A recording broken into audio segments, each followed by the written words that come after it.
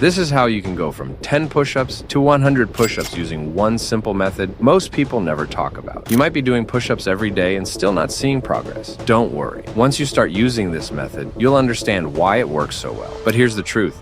Most people quit after 3 or 4 days because it feels tough at the beginning. The ones who keep going are the ones who see real change. And the method itself is actually very simple. Before I explain it, you need to understand one thing. Don't train like everyone else. Doing 5 sets of 15 won't take you anywhere near 100 push-ups in one set. You need fewer sets, but you have to push each one until you reach real failure. That means stopping only when your body refuses to do even one more rep. If you train like this, you can go from 10 push-ups to over 50 in a single set within 2 months. The method is called the ladder push-up method. Start with the hardest push-up variation you can do. For example, begin with decline push-ups and go until failure. Right after that, switch to normal push-ups and go until failure. Then move to incline push-ups until failure. And finally, finish with knee push-ups until failure. Do this routine 2 to 3 times a day, 3 to 4 days per week. And if you're tired of switching up your calisthenics routine all the time, don't forget to subscribe.